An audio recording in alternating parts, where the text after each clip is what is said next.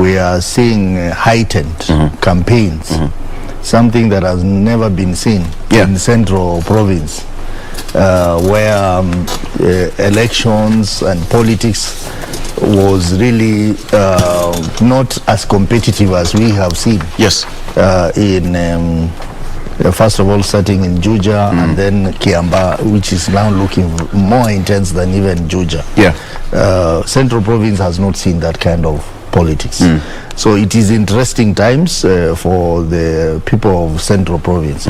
Secondly, it is a contest between Jubilee, which is headed by President Uhuru Kenyatta, yes, and his deputy, who is now oscillating around UDA. Yeah. So it is interesting that the deputy has put a candidate against the president's candidate in Kiamba. So it's also interesting in that angle. But I have been following. I have not been to Kiamba. I've been following what is happening there. Yeah. And I'm told some of the factors that may influence the election of a candidate there will be, one, the individual strength of the candidate. And I'm told the Jubilee Party has a favorably very strong candidate. The second factor will be, of course, development. Yeah.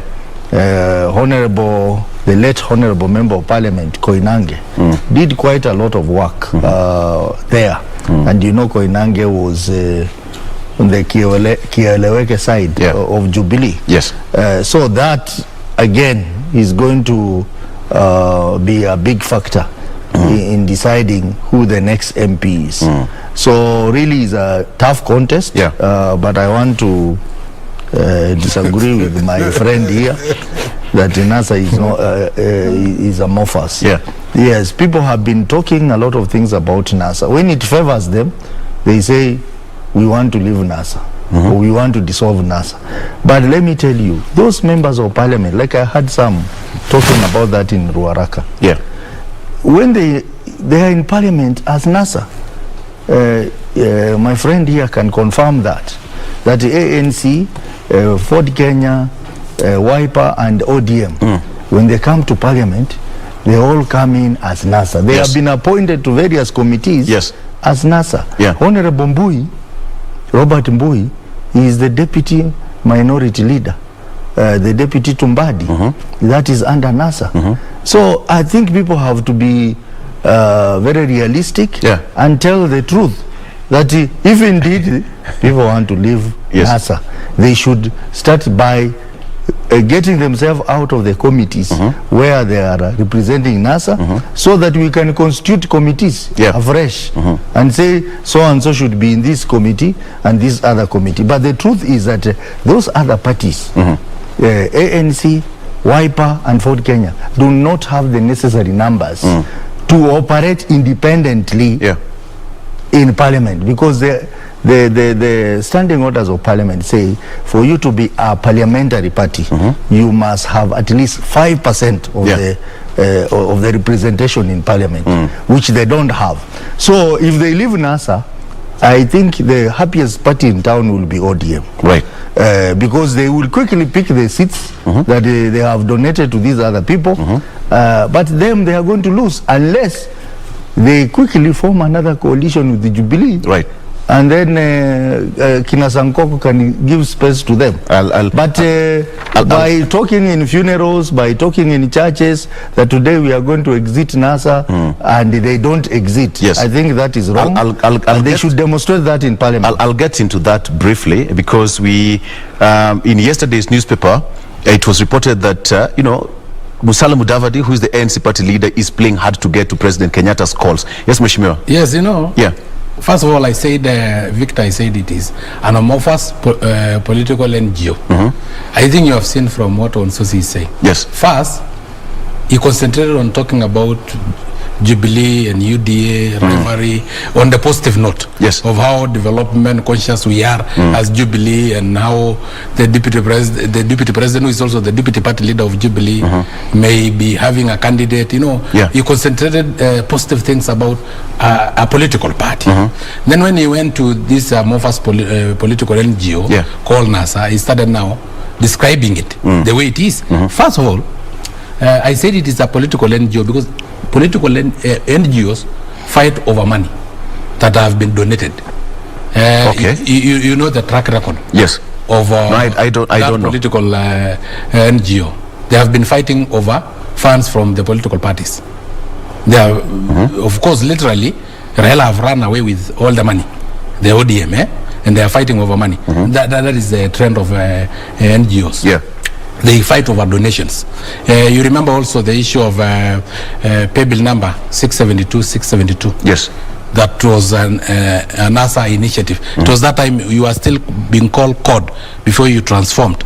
So you wanted to pay striking teachers using pay bill number 672. Not even a single teacher have ever been paid.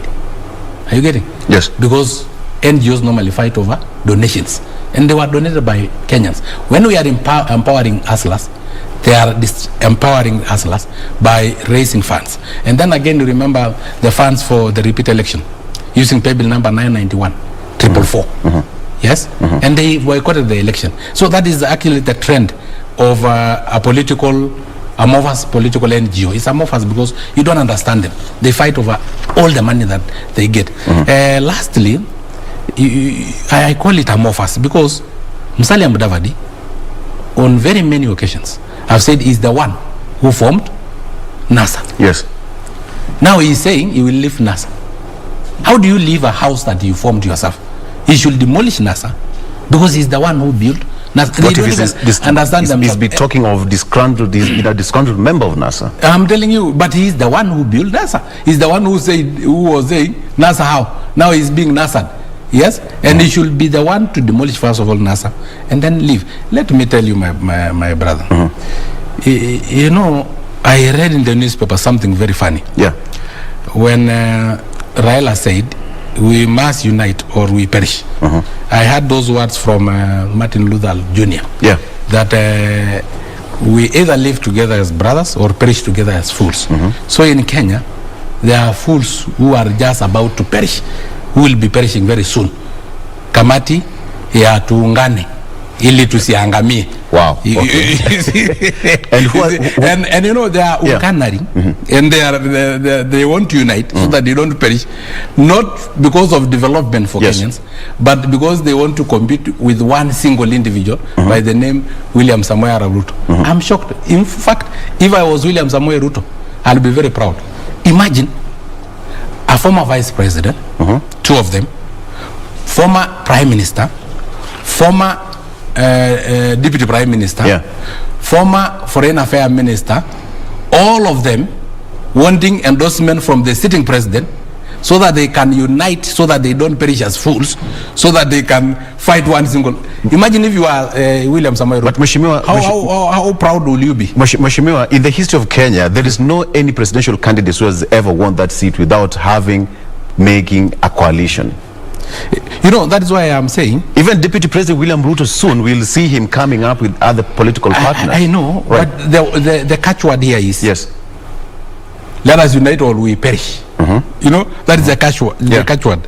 And unite not because of an agenda for this country, not because of a manifesto, but because niko na magazine. Ama sijui niko lukua na risasi moja. Na hii mwingine. Na hii mwingine endorsement. You know, these people, you know, I'm shocked because you can unite, we can have coalitions with a common agenda. You know, we had a coalition, URP and TNA. For us to bring people together, especially the fighting and the warring communities within Rift Valley. So we wanted to bring them together, and that's why we went to Afra State. We had an agenda. But these guys are uniting so that they don't perish against Ruto. Do you agree with what he's saying? Because if you don't unite, according to him, you'll perish as fools. I don't think so. Yeah. I don't think so. You know, but that's the Raila who said. You know, NASA, just like any political formation, has its own challenges, which are being addressed. Just like UDA has challenges, because UDA, you can see Kiunjuri today is insisting that he should be the running mate. Yes, he's fit. Of Ruto. Yeah. We have those who think, other parties which are outside the UDA must first of all fold and join UDA. Yeah. So they shouldn't. Then we have competition. People like Rigathi, people like Kimani Ichung'wah, they also want to be, even Sankok here wants to be the running mate to Ruto.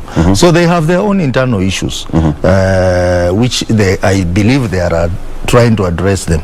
So if we have problems, leave us with our problems. We are trying to deal with them. Yeah. But one thing I want to say is that a statement by Raila was basically to encourage the other parties to try and be reasonable, so that we can build a big coalition for Kenyans, not for ourselves. And I have seen a lot of statements, especially over the last couple of days, emanating largely from Wiper and from ANC, trying to indicate that they are not ready to work with one or two other leaders. I think that's very unfortunate, and I think they could be trying to play hardball, so that they can raise their stakes. But you see that playing hardballs so that you can raise your stake can also be very risky. But is it can also be very risky. Just a minute, sir. Just a moment. Talk of hardball. Yeah. Is Mheshimiwa Musalia Mudavadi playing hardball to the president? I think not. Or the unity call? Not necessarily Musalia Mudavadi as a person.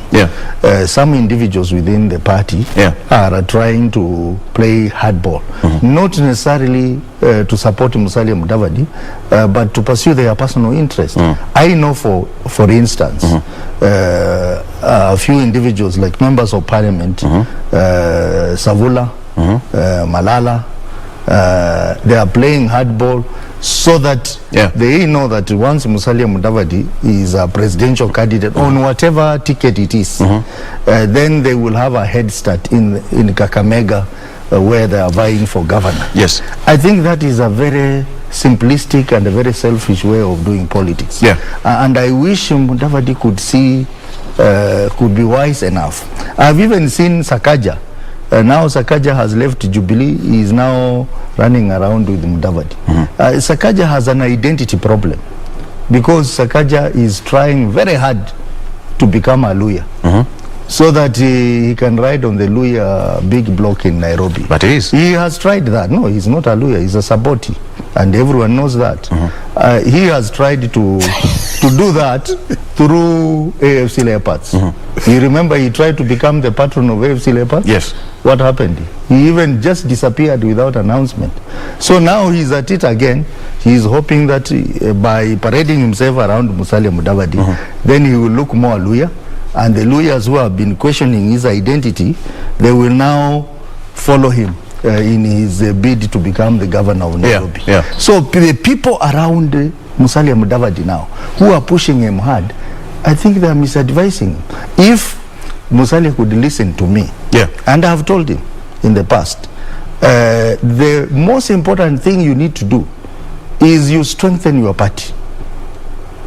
Recruit members across the country, and not just Vihiga and Kakamega, then do grassroots election, and then do national election. So that when you go to a function, we want to see Sankok there, we want to see someone from Coast there, we want to see someone from Nyanza there. We don't want just to see you moving around with a few lawyers. And then you tell people that you want to be president of Kenya. We need to see some seriousness. Seriousness in him, so that we can believe him. So that when he gives conditions to Raila Odinga or Uhuru Kenyatta or William Ruto, the leaders will take him seriously. But when you give conditions, when you play hardball, and people look at your party and they see it's a shell, they will never take you seriously. In fact, he is risking being ignored in the whole thing. Honorable Sankok, it seems things are hotting up. Yeah, you know, you have mentioned and the house in you have mentioned Jubilee, yes, and mentioned UDA, yeah, especially my deputy party leader, that is William Ruto, and also Rigathi and Gachagua, yes, Rigathi Gachagua, Kina Ishungwa. Those are gentlemen and those are politicians who have no selfish interest. What they have is the interest of hustlers, the interest of the bottom-up economy, which is now being adapted even in America. But you know, when you talk about who will be the running mate of William Ruto, yes, we will have several choices to make. We have Kiunjiri, as you have said. We have Kimani Ichung'wah, as you have said. We also have Ndwale.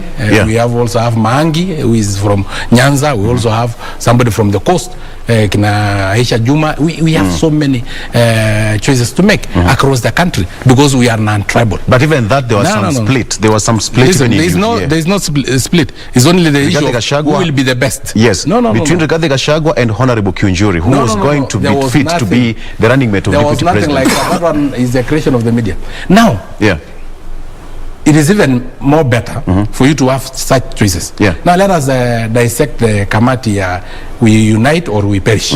Yes, that Kamati. Let's start with the ANC. Musalia Mudavadi. Who do you see behind Musalia Mudavadi? Who will be his running mate? Is it Osotsi? Is it Malala? Is it Sakaja? He's fit the bill, why not? No. These guys are 10 kilometers from each other. They live in a radius of 10 kilometers from each other. We had to cross this country is 1,500 kilometers from Turkana all the way to Mombasa. So if you have a 10 kilometers radius, you are not even a political NGO like NASA. You are only but a village party.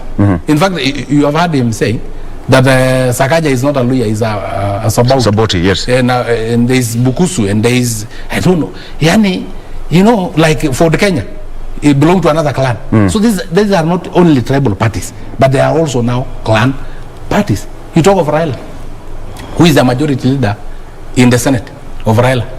Is it not Orengo? Where does he come from? Siaya? Yes, from Nyanza. From Nyanza? What about majority leader in National Assembly? Mbadi, where does it come from? Nyanza.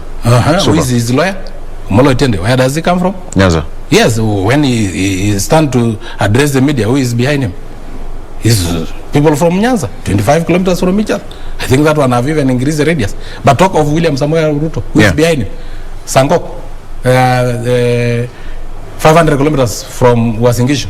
Because I'm from and then Jichopefu, Muhammad Ali, that is another 1,500 kilometers from him, and then Nanok, who is all the way from almost southern Sudan. So we are across the country, and then you talk of the guy from Garissa, you know, His Excellency Adan Duale. So I'm telling you, if you see William Ruto address the media, you see the face of Kenya. If you see ANC addressing Musalia Mudavadi addressing the media, you will see Osotsi, Malala, Sakaja. Who is the other one? And then if you see Kalonzo. All right. But even in that, let me just correct him. Yes. Let me just correct my friend. You know, you know when I said who would be the deputy of William Ruto, running mate, if they went as UDA, as presently constituted, yes, they could be having a semblance of a national outlook. But the leaders he has mentioned, starting with himself, they are leaders, we respect them. But they don't have the political gravitas and the weight of a serious deputy president or a running mate.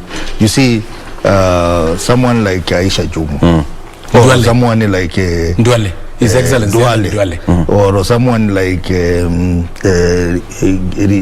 Rigathi or Kimani Ichung'wah. These are political lightweight, or Halwale. These are political lightweight, and I think that's. But do they come from across the country from all the corners? Well, even Raila has leaders across the country. Which one? We have Joho, we have many other. He has MPs all over the country. So if it is about deciding who has what, I think that's not the issue. The issue is what is the political gravitas or political weight of these leaders around you. And I think they have cleverly tried to manage that by saying they are a bottom-up economy. They are bottom-up. It's not about tribalism. But we know they also practice tribalism. You see, Sankok has talked about, we have so-and-so who is not from the same tribe as deputy president. They are already talking tribalism. But because they know their limitation, they keep on hiding it by talking about, us, we are not about tribes, we are about bottom-up. Bottom-up. But they have not told us what is about this bottom. No, if you which want, bottom are they referring to? I will tell you. Which bottom are they referring to? Mamboga, of course. Apana. Okay, you can respond to that. You can respond to that because we know the model of bottom-up economy is all about having the infrastructure in place. That one, President Mwai Kibaki even tried in his tenure. It was a bottom-up economy. The only thing that is missing probably is just the structures on how to implement this. Victor, maybe you don't understand the bottom-up economy. What we are saying in the bottom-up economy is that let us widen the tax base by making so many people come into business. I remember when I started my business, I started with 20,000 Kenya shillings, a clinic under a tree. You can imagine what Kenyans can do with even as little as 100,000 Kenya shillings. So we are saying that we need to have so many SME to broaden the tax base so that we can empower those on the bottom of the pyramid. Yes, make them have businesses as small as they are. Let us think of KQ, because KQ is a model of trickle down. That KQ will be floating, will not be making losses, and it will employ so many Kenyans. But have it succeeded in that? We have always been making losses, and we have always been resuscitated using billions of shillings. Now think of those billions of shillings being given 100,000 to each, a few individuals from every constituency in Kenya, and then them having small businesses across, each business paying taxes. What will have happened? We'll have broadened the tax base. And by broadening the tax base and also employment, because if you have a small business, you may employ 3 or 4 people. 30 billion that we give to KQ can be able to support 150,000 Kenyans to start small business. 150,000 new businesses in Kenya will mean 150,000 new taxpayers. And it will mean 150,000 new employers. Whether you employ 10 or you employ 2, they are still employers. If they employ an average of 5 each, that is already 750. We are close to 1 million employment. In bottom-up economy, we are saying that we have plumbers, we have masons, we have electricians. Why don't you have the affordable housing? In the affordable housing, 500,000 units per year, and each unit will require a plumber, a mason, an electrician, a painter, 5 of them. 5 times 500,000. Simple mathematics is not rocket. That sounds 2.5 million. That sounds so easy. It sounds so easy, Mheshimiwa. It sounds so easy. But it is. It sounds so easy. Let me comment on that. Yeah, briefly. Maybe we just take a very quick break, and then when you come back, I want to ask you that question of you declining to join UDA. And that meeting was held at your hotel in Narok. A delegation went to your hotel. You fed them pretty well, but you declined to join UDA. And here you're still saying that I did not decline. I told them I'll give you a response. Or before December. Thank you. Why December? You see now. Hold on. We'll talk about that when we come back. Of course, we are still having this discussion, and we also want to talk that issue of, we have got that CJ now firing that shot to the legislature and the PSC oversight role over judiciary. So let's take a break, and when we come back, we are still continuing more. I have got Honorable Sankok and Honorable Godfrey Osotsi. We'll be right back after this break. Stick around.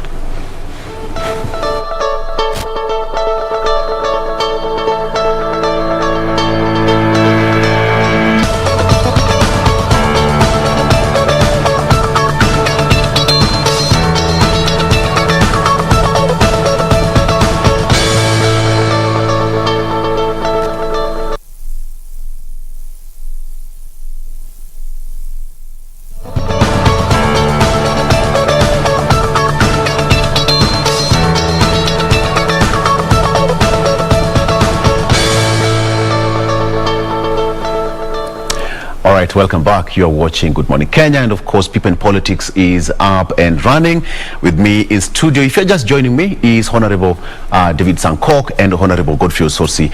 Welcome to the program. So, Mheshimiwa, before we went on a break, we were just talking about the UDA and the NASA coalition, the wrangles there between. We are heading to an election, and things will move on very fast. What happened in Osim Country Lodge? Person with disabilities. Yes. Saw me when I was in Parliament, and they got excited when I went with my yellow suit. Yes. And even today you are not in green. Osotsi will tell you that in Parliament they were so much excited. They associated the yellow with a party called UDA. So 47 representatives of persons with disabilities came all the way to Osim Country Lodge from the 47 counties in this country, so that they can come and convince me to join them in UDA.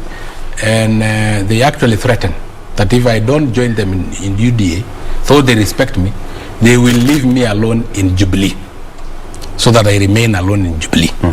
They were telling me that Jubilee is a shell, but I told them, there's a coalition agreement between Jubilee and UDA, so we can still work together. But for now, I'm still a member of Jubilee. And, they really insisted. And I can tell you, Victor, that we had a 2-day seminar in which even we were educated about the bottom-up economy, and now it will assist persons with disability. Some of them are selling biscuits using their wheelchairs. If there is anybody on the bottom of the pyramid, it is person with disability. If there is anybody who have challenges, it is that person with disability. And we really need that bottom-up economy, not the trickle-down. Because the trickle-down, first of all, it will be very difficult for person with disability to secure their employment. That's why we made sure that it is in our constitution. We ratify the United Nations Convention on the Rights of Persons with Disability. All of them talking of at least 5% employment of persons with disability. So we really don't need, as persons with disability, trickle down. We want a bottom-up economy. But we agreed in principle that they will wait for my response on or before December. But Victor, what caused excitement was this suit, the yellow one, associated with UDA. And I don't know why, even Osotsi himself, because I have been wearing green. Associated to a village party called For the Kenya, because green is for the Kenya. I've been wearing white, associated with that political NGO called NASA. Nobody caused any alarm, nobody was excited, there was no jitters. I was also wearing red, which is associated with my party, Jubilee. And even Kanu. It did not cause any jitters. So I was thinking, is UDA bigger than all these other political parties combined? That a color associated to it cause a lot of jitters from all corners. And again, how many political parties do you have in Kenya? Osotsi, is it not more, because you are an SG of a political party, ANC? 68 there. 68, that is around 70. So each political party have a color. So already all colors have been taken. So does it mean that we have to walk to Parliament naked, so that we are not associated to a political party? When so are you associated with UDA now that your statement alludes that you're not associated with UDA yet? We are associated with UDA as Jubilee because we have a coalition agreement with UDA. But this color is not associated to any political party, just like my green color is not associated with For the Kenya. My white color is not associated with to NASA. My red is not associated with Jubilee. That was my suit. Now you have a suit also. Which party is it associated? You have blue, which is associated with that small thing called wiper.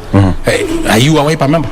No, let us speak the truth, But anyway, I will make a decision. So why until December? Why until December? My move, because I have to consult my party leader, who is Uhuru Kenyatta, my deputy party leader, who is William Samoei Ruto. I have also consulted widely on persons with disability. Of course, they say they represent the 6.5 million Kenyans with disability. I have been their leader, so I have also some links I will have to consult. So this duration is quite enough. But be assured, Victor, if I have to move from Jubilee, I'll move from Jubilee to UDA.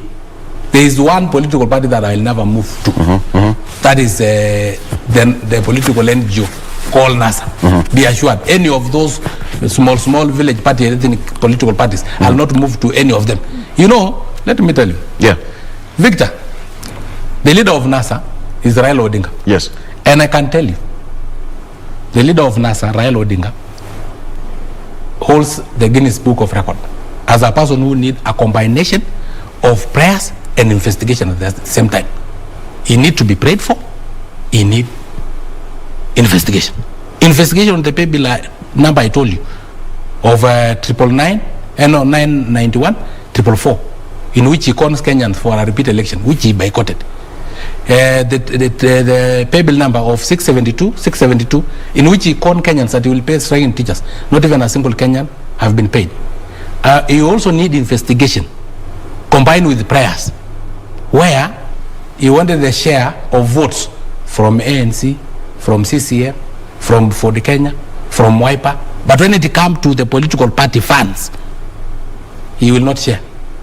That guy does not only need prayers, but also need investigation, because some of these issues are pyramid scheme. He does not want anybody to be assisted. If we go to church and fundraise in church, he will say mnabeba pesa kwa magunia, na yake hajakuja na yake ya wallet ikakataliwa na pastor. He says that we carry money using gunias. Yet himself, do you think pay bill number, I want the DCI to open the pay bill number 991 444, kama hiyo pesa iwezi jaa kwa gunia. He opened the pay bill number 672, kama hiyo pesa iwezi jaa kwa gunia. I remember them fundraising in a hotel so that his wife can go and build a school, and they fundraise in a hotel, and his wife become a principal or accounting officer of a school. As when we go and fundraise for a school, we go to the school compound, and then we give the money to the principal of the school or the basa of the school. But here is in a hotel, so that they can build a school, and the accounting officer have all of a sudden become the wife of Raila Odinga. It seems Osotsi is not happy with that statement. Yes, let him not. I know he's not happy because facts are stubborn. You know, Sankok. First of all, starting with the meeting he had in his hotel, where he was the 47 representatives, where he was pressurized to defect to UDA. Yeah, I think that's a good sign for him. One, I must commend Sankok, who has really tried to represent the interest of persons with disability in the House, and he's very vocal about it. That I give him a plus. Thank you. And probably that's the reason why he was looked for. But it's interesting transition politics for him, to transition from Jubilee to UDA. It's very interesting. Going to the point that he has raised about NASA and about Raila, I think it's very unfair to make some statements on live TV, which when you don't have the full facts. The issue of the pay bill number, it was during Okoa Kenya time. You remember we have been very consistent on matters of pushing for the changes in the constitution, positive changes in the constitution. And one of the positive changes was to increase the revenue allocation to the counties, shareable revenue, from 15%. That time we were asking for 45%. And for us, if we really are genuine about bottom-up economy, as they are pushing for, then the starting point is to have very tangible policies and program, and one of it is to strengthen devolution, because you cannot talk about bottom up if you do not have the grassroots strengthened. And you know, even with the little money that we send to the counties, 15%, if you go to the villages, you see some vibrancy economically. So if we increase that amount, then we'll be heading somewhere. So that time we were pushing for changes in the constitution to introduce things like increment to counties, and that money was used for that purpose. Oh, you sent to the counties? No, I'm saying that fundraising that was done, the pay bill number during Okoa Kenya's time was basically used to facilitate the funding of the movement across the country. No, for the unfortunately, they interfered with that process of Okoa Kenya. But now we have revived it through BBI, which again they are opposing. So, you know, they are contradicting themselves, because on one hand, Sankok and his team are telling us that they are for bottom-up economy. But on the other hand, they are fighting initiatives that are going to support what they're asking for. One initiative, for example, is increment of shareable revenue to counties. They are fighting it. We are talking about 7-year presidential grant to the youth. They are fighting it. We are talking about things like providing free internet access to youth in the various wards across the country. They are fighting it. So I don't know which bottom-up economy they are referring to. And coming back to the accusation leveled against Raila Odinga, you know, there was full disclosure, and I think is behind news, about how much was raised and how it was used. And if Sankok and his friends have any information, they are free to go to DCI or to EACC and file reports and have those people they think misappropriated money. Information is in Safaricom, my friend. Yeah, but you can take it. Why are you coming to the TV to talk about it? Go I can remind Kenyans to DCI or EACC. Because otherwise that is just pure Victor politics. You know them, they were in government. They were in government. We are still in government. They have had money, access to money, and us in Okoa, Kenya, and then NASA, we were struggling. And that's why we came to Kenya. You know, you mentioned to ask them, Osotsi, relax. To ask them relax, to my support friend. us. Relax, my friend. You said about the issue of bottom-up economy, and thank you very much, because first of all, you congratulate me for representing person with disability. And I'm also sure that you also represent your constituents very well, and you have been very active in Parliament. But then, let us not misinform Kenyans. He's saying that we are talking about bottom-up economy, yet we are fighting the increment to counties. Our constitution is very clear. At least 15% should be sent to counties.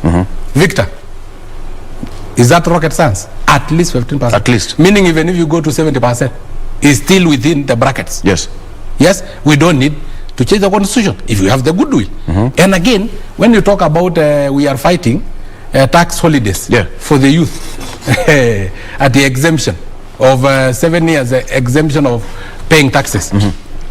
Jobless youth, which taxes were they paying? You know, Kenyans have an acute shortage of fools. Because if you are jobless, you are not paying taxes, and somebody is saying you will waive taxes. Which taxes?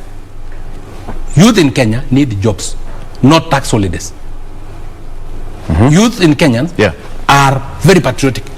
They want to pay taxes because they know that it is courtesy of taxes that will have infrastructure. But how are they going to pay taxes? And they will pay taxes if they have statistics show that most people who are jobless are the youth. Exactly. So how do you exempt them from paying taxes? How do you exempt them? Instead, you should be having a policy to create jobs, but not to exempt from paying taxes. What policy do you have? Waja nikuuliza na Kiswahili ndio elewe. Right, niulize. Yes. Victor, ndio huyu mwana youth ana job, kwa hivyo alipangi ushuru, alafu unamwambia utamsamehe kulipa ushuru. Ushuru gani? Huyu mtu anataka kazi. Kwa sababu hata ukisamea kulipa ushuru alipangi, so unamsamea nini? You know, you can forgive me kama niko na deni yako. Are you going to give them jobs? And that is why we are saying bottom-up economy, so that we can create jobs. And I've told you a formula of creating jobs. Having 1,500 or 150,000 small businesses will create 750 jobs. 750,000 jobs. Are you getting it? It's a very simple formula. We are saying if CDF, for instance, we have another kit like CDF, we give 137 million per each constituency. If we also have another 137 million for every constituency that is given to small businesses, Mama Mboga, to increase their business. Okay, so what's your short-term strategy to give those youths, jobs? 750,000, the jobless, because there are so many. I have given you an example of affordable housing. And beside affordable housing, where we'll be having 500,000 units per year, translating to 2.5 million jobs, because each unit will require a plumber, a mason, an electrician, and so on. Okay. And then, beside that, we have also a strategy to make sure that we export labor, because Kenya export nothing and import everything. That is a failing economy. Yeah.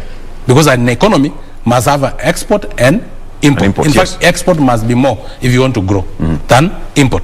Currently, we export nothing and import everything. So we say it because we have a human resource base. Yeah. We can still export labor. Philippines have done that. And in Philippines, they collect 36 trillion in foreign exchange from exporting labor. That is in Kenya shillings. Now Kenya, our budget is 3.6 trillion. If we can export that labor and collect from remittances from immigrant workers, I'm telling you, we can make money. So we have an elaborate plan as a hustler to change this country. Okay. Yes, Mheshimiwa. I just want to correct my good friend Sankok. You know, we said, and it's very clear in the BBI report, that when we talk about tax holiday to the youth, 7-year tax holiday, it is the youth in business, not just any youth. Yeah. And the idea, and of course there will be incentive programs around that. Remember, one of the recommendations is to have a youth commission where those incentives will be defined and how it will be done. Yes. So it is not just every youth. It will be the youth who are in business, and there will be a program to encourage the youth to do business. So in a way that will increase will reduce the number of unemployed youth, so that it's not about formal employment, it is also about informal employment. What they are talking about, bottom-up approach. These are David Nd's ideas. Yeah. And David Ndi worked with us in NASA, and we found out that his ideas were too academic. So we discarded David Ndi, and they have picked on him. That's why the ideas, when you ask them, what is it that you are talking about, bottom-up economy approach, they have no idea. They start running up and down. He's talking about exporting labor. I think you are a member of the labor committee. Yes, I am. He's a member of a labor committee. From here, we are going to labor committee meeting. You have a question? I have a question. We'll answer it. And one of the questions I'm asking is about the death of our young girls in the Gulf. Yes. A lot of our young girls are dying in the Gulf. 12 of them? Yeah. Yes. I have one, my question, I have one who was killed in December in Saudi Arabia, and I raised a question about that. And these are real issues. So is it that you are going to involve yourself in human rights abuses, trafficking of Kenyans? No. And you know, Jubilee has questionable, UDA has questionable characters. Maybe Sankok is a few who are good. And when you allow them now to start engaging in trafficking Kenyans, then we're going to have a problem. So really, they don't have ideas, tangible ideas on how they want to implement the difference between immigrant workers?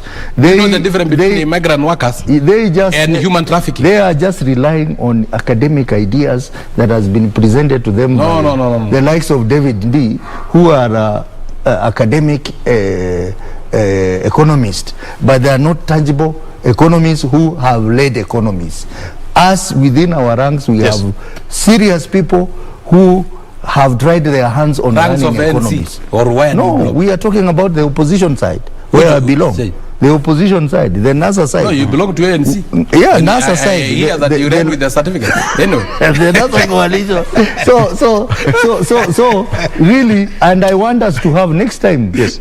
Victor. Yes. I want us a full topic on bottom-up economy. Right. Victor, I'll consider that. You have accused us of human trafficking. Yes. Let me explain to him.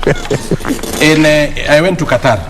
In Qatar alone, there are 85 Kenyans pilot working with Qatar Airways. These are facts, and facts are very stubborn. There are 300 ground engineers working with Qatar Airways. There are 500 nurses working in Hamad Hospital. That is only that tiny desert peninsula of approximately 350,000 residents. It is now 2-point-something million because of immigrant workers. Immigrant workers are more than the indigenous people from Qatar. What I sympathize with him, and I sympathize with the Kenyans who are getting problems in the Gulf. Yeah. And mostly it is the lower cadre, the house helps who are getting problems. We have never had a doctor complaining that he's working in the Gulf. We have never had engineers. We have never had nurses and pilots. So it is the lower cadre. Yeah. And what have happened, and that is why we want the law, and I am partly answering his question, is that the ones that have been having problems are the ones that have been trafficked through human trafficking. The ones that went. But once you follow the due process of the law, and that is why with NITA, we are training agents, so that agents, when they have to export labor, every laborer that is being exported must undergo a certain level of training. That now that you are going to the Gulf, this is the expectation of the Gulf. Yes. These are the tradition of the Gulf. This is the constitution of the Gulf. You are going to work there as a house help. Yeah. The traditions and the cultures of the Gulf are very different from ours. Yes. In the Gulf, if you see a woman wearing tight clothes, yes, it is an abomination. But Mheshimiwa, so we have to enlighten them. So many lives have been lost. Yes. In the Middle East. Yes. And it seems like it's something that's and not those who went through human trafficking, those who did not follow the due process. But what is the government doing to stop this? Because over 2-3 days ago, 12 bodies were, I mean, some people were brought in. Yes. You know, from one of them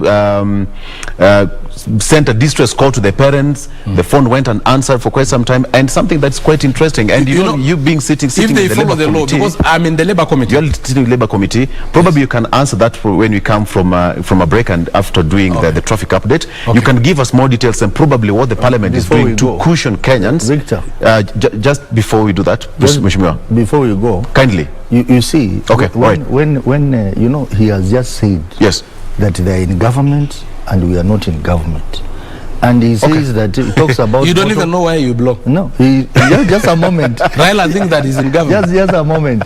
Says that they are in government, and I wonder Raila is a class monitor in why they are unable to start implementing that bottom-up economy approach, because they are in government. He's in government. Deputy President is in government. They are, and where is Raila? Cabinet secretaries associated with him are in government. Start implementing so that we start seeing the fruits of bottom-up economy. But I think for the sake of Kenyans who are watching, and when families are still hurting, some of them are still stuck in the Gulf and in Saudi Arabia. So probably sitting in the Labour Committee, you will tell us what you are doing and what Parliament is doing, and perhaps the government, to save Kenyans. So before that, let's go to Doreen to give us a traffic update on what's happening on our road. Then we continue with this particular debate. Doreen. Shift focus a bit and look at what is happening around Pangani area, given the fact that my guest who's coming up next after People in Politics, that is Dr. Nabiswa, says that he's stuck a bit in traffic around Pangani area, but you expect him in the next few minutes. So let's just try and see how this area is looking like in terms of traffic. And clearly there's really heavy kind of gridlock there, especially just around Pangani Girls as you come to the city center. This is actually via Juja Road as you get to branch off from Outer Ring Road. Like I mentioned to you earlier, is that Outer Ring Road branches off to various other roads. Key among them is also this specific one.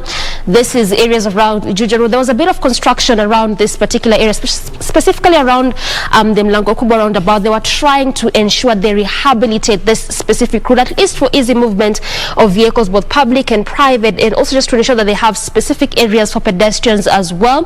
But when it comes to traffic right now around the same area, this is how it is looking like this morning. Like I mentioned, especially around Pangani Girls as you head over to the city center, that is just where there's really that heavy kind of traffic. In fact, moving at a very slow pace. This is at that intersect in between Thika Superhighway, as well as Pangani, that is just via Juja Road as you come to city center, just before again you get to the ring road Ngara. So this is how this section is looking like in terms of traffic this morning, but looks like things are opening up just a bit on that section as you leave city center, coming all the way to areas around Juja Road, and also as you leave the intersection as you head over to areas around Thika Superhighway. So just where there's really heavy kind of traffic, if I can mention, is just around this intersection. But again, looks like things are opening up, and again, that's the beauty with the traffic, because it changes every single minute. So look at this area where there was mostly of that red color, an indication of heavy kind of traffic moving at a very slow pace. This has just changed right this very minute, and so again, it simply means that perhaps we should be expecting our guest in the next few minutes, because I mean, look at how things have changed there. That's just actually around that section of Pangani area. So yes, as I mentioned earlier, we are expecting our guest will be coming to talk to us about matters family planning and contraceptives. That will be coming in after People and Politics, so stay with us.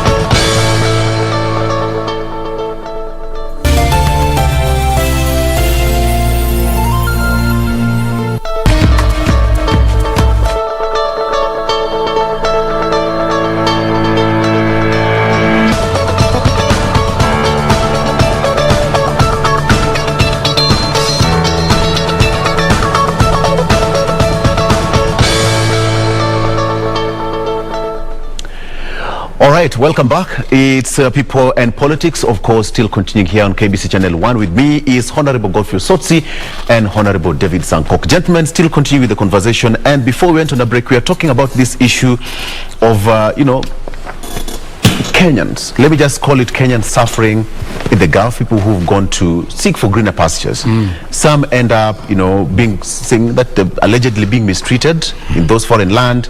And they're saying that the government is doing very little to safeguard their safety while they are out there looking for, for greener pasture, for lack of a better word. Mheshimiwa Sankok, what do you say about this? Because you sit in the Labour Committee in Parliament. In fact, Victor, we are having a sitting today. Right, perfect. And luckily enough, you have called Godfrey Osotsi. Yes. And let me start by thanking Mheshimiwa. Yeah. Because we have a question before us that he had asked on the floor of the House. Yes. And I think I should just read for the record. Sure, go ahead. Yes. That question number 191 of 2021 by nominated member Honorable Godfrey Osotsi, MP, regarding the plight of Kenyans working in the Middle East. Yes. This is a question that is before our Labour and Social Welfare Committee. So already Godfrey Osotsi is days ahead of you in raising this matter. He's days ahead of all Kenyans in raising these matters in the floor of the House. And today we will give him an answer through the Minister of Labour and Social Welfare.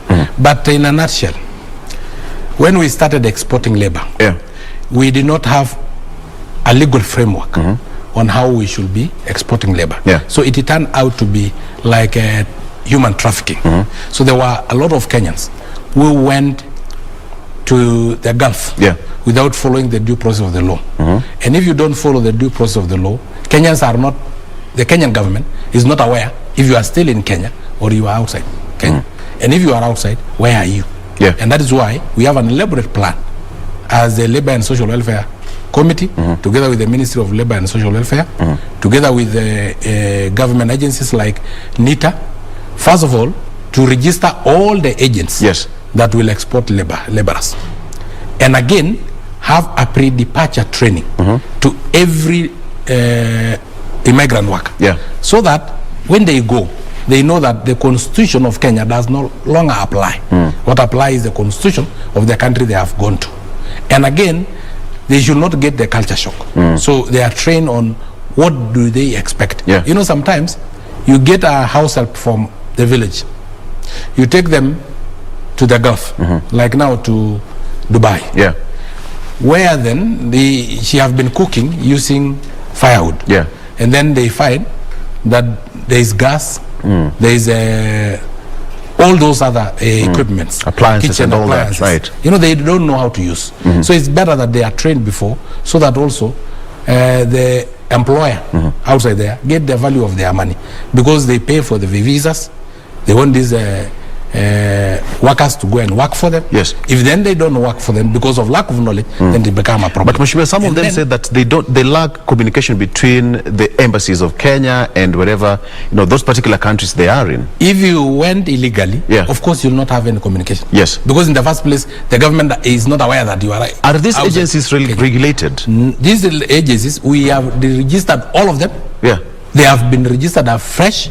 They are now being regulated, because as I have told you, we want to be a labor export nation, so that we can export, because we have plenty of laborers here who can really work. And then again, lastly, and let us be true to ourselves and be genuine. Some of them, when they go there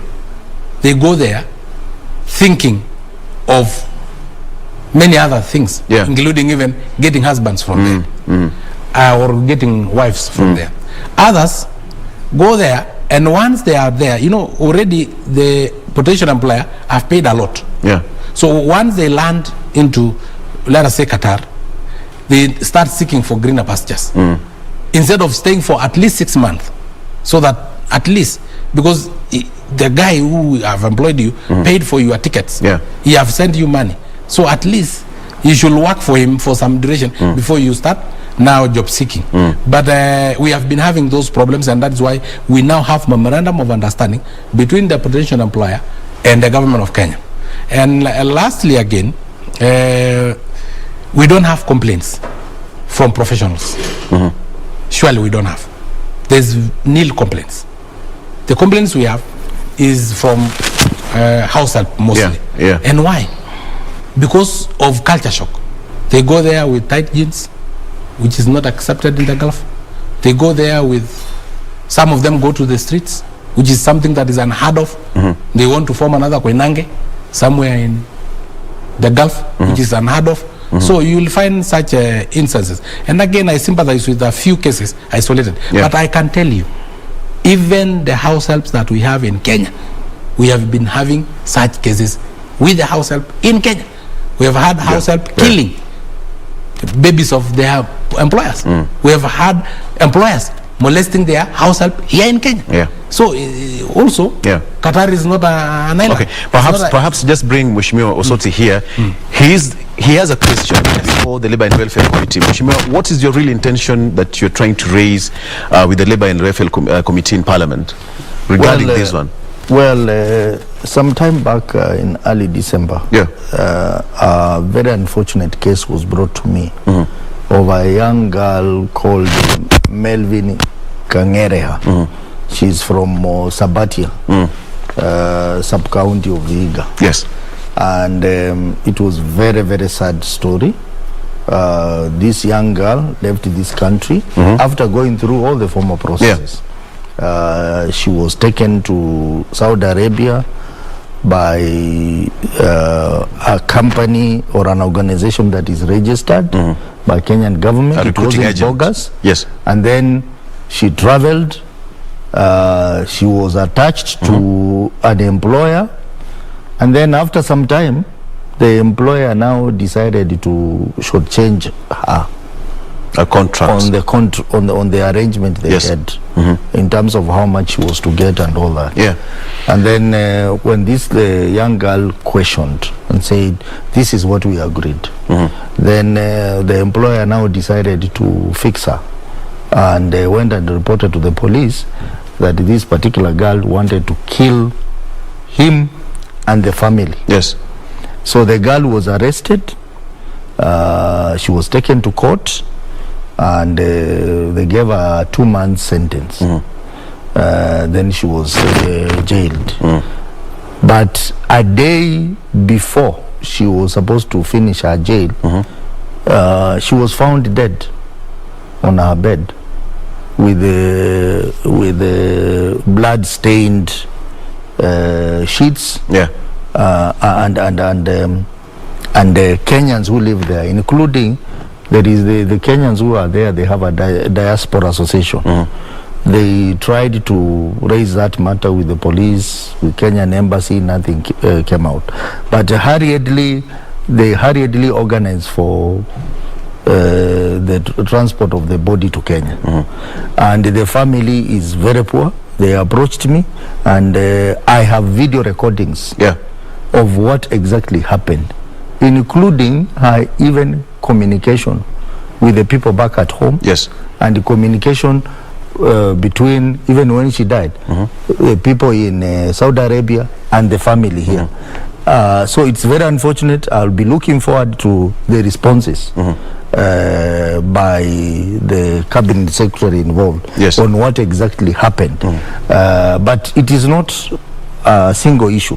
We have had so many of these cases. We've had so many cases. So many of these cases happening in the Gulf. And people have been wondering, what's the government doing about it?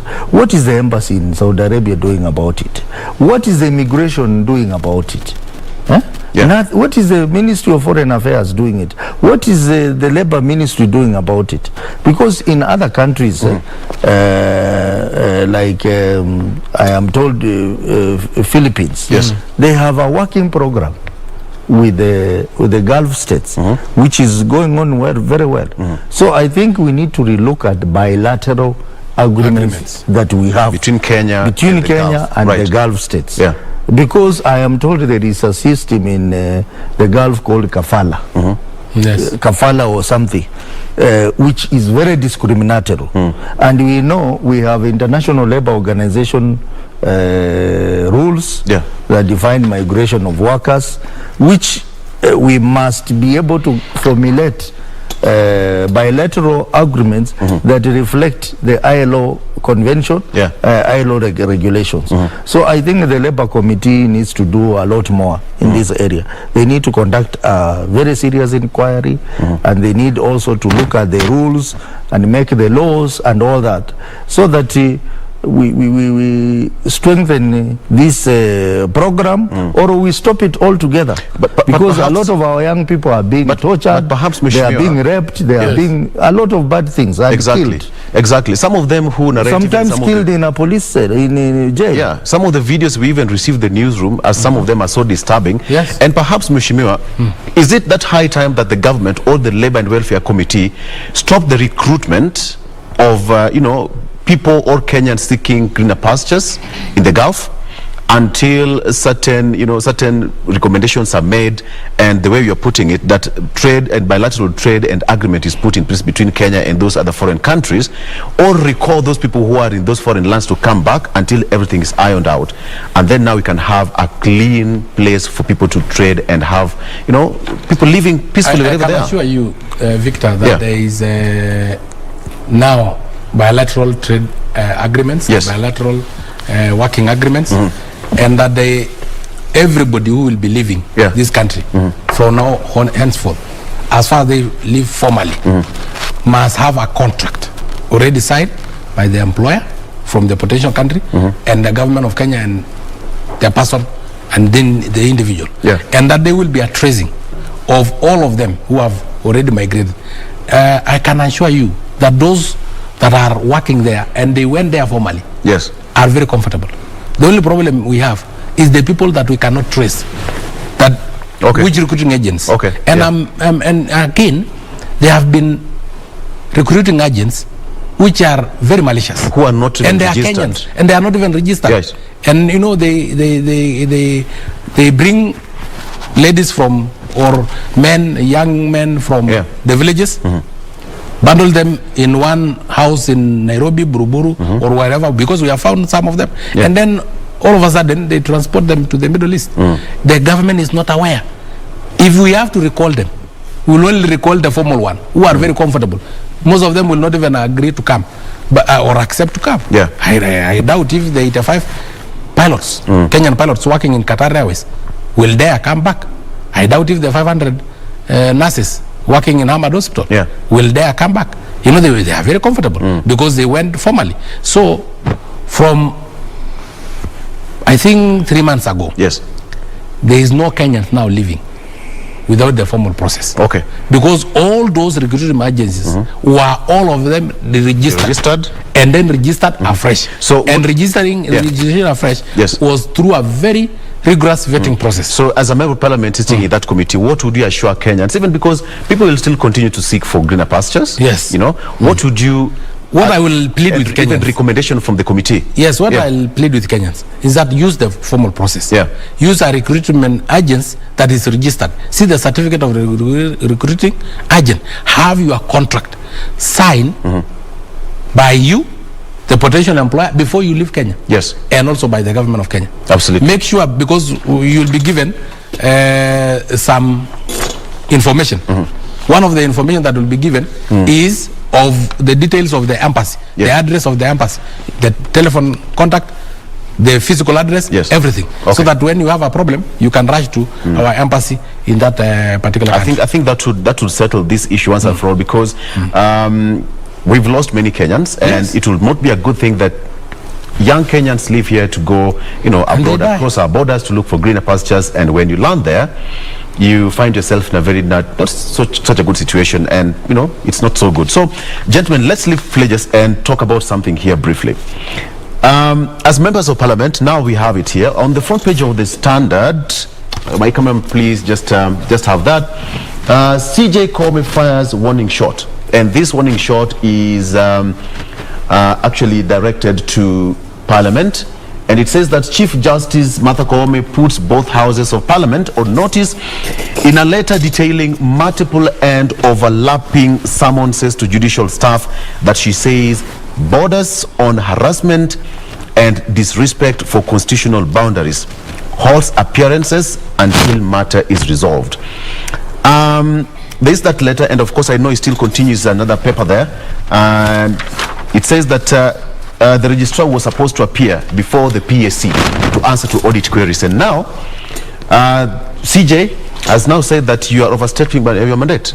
Mheshimiwa Osotsi, another battle is now looming in Parliament between the judiciary and the legislature. I think, Victor, I think this is very unfortunate and reckless statement by the new Chief Justice. Yes. The gist of the matter, and I thought the CJ would take time to be properly briefed before commenting or before writing to Parliament. Yes. Because I understand this matter very well. The gist of the matter is that judiciary has some audit queries which were raised in the Auditor General's report. Not for this year alone, for I think about four years. Yes. It has been recurring. And this is about HR, human resource management at the judiciary. Yes. That there are staff who have been in acting capacity for a very long time. And one of the staff is the finance director. Yes. The finance director of the judiciary has been acting for 7 years. And this matter was raised by the Auditor General. This matter has been raised by the Public Accounts Committee of Parliament. It has also been raised by the parent committee that oversees judiciary, which is JLAC. It has been raised. Yeah. And the registrar of the chief registrar has appeared before this committee together with even JSC. Yes. When they were pushing for the budget, and he made some undertakings to the committee that this position would be filled substantively. Yes. On several occasions. The Chief Justice herself, when she was being vetted for this position, this matter came up about corruption in the judiciary and about HR malpractices in the judiciary. Yes. And she said that she is going to deal with the issue of corruption. And she also said, and is on Hansard, yes, that she's going to respect Parliament and she will respect all the summons that are issued by Parliament. Yes. So this particular case is that the chief registrar has been summoned twice to appear before parliamentary public accounts committee. She was not appeared. Then instead of her appearing, the next thing that comes is a letter from the Chief Justice. Yes. Explaining how Parliament is harassing them, explain about overlapping summons. Yeah. Parliament exists to oversight anything under the sun.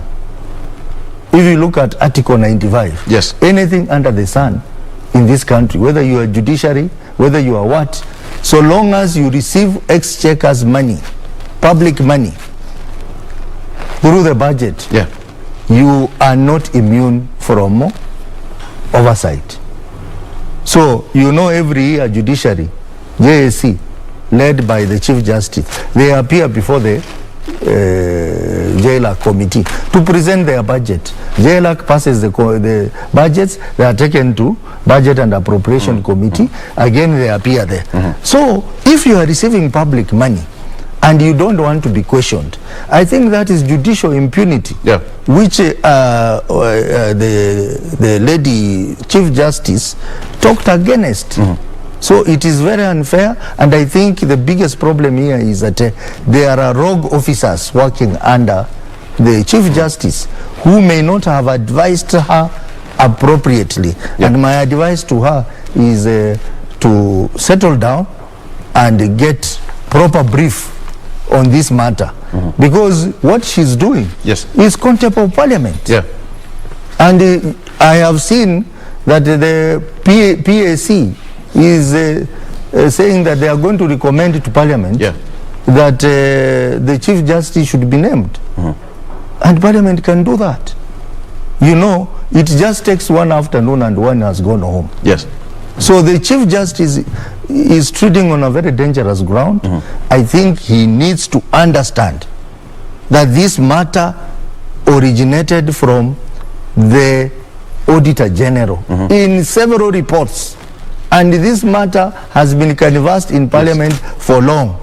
So he just needs to she just needs to understand the matter before writing such a letter to Parliament. Because you know, yeah, Parliament, yes, Parliament cannot be micromanaged by anyone, and Parliament cannot be stopped from performing its important function of oversight. yes.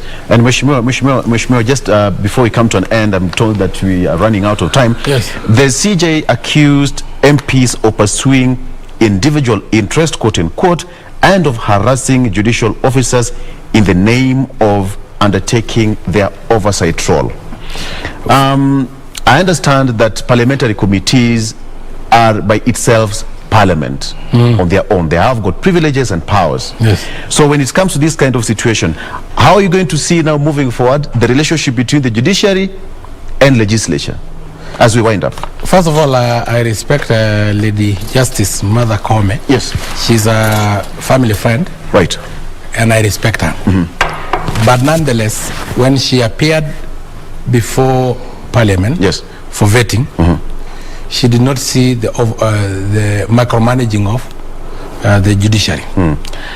When she appeared together with her officers, other candidates, yeah, in Parliament, JLAC and Budget and Appropriation Committee, trying to fund their budget, yeah, they did not see as if we were overstepping on our mandate. I think the Lady Chief Justice understand the Constitution of Kenya, that the oversight role is given to Parliament, not any other organ.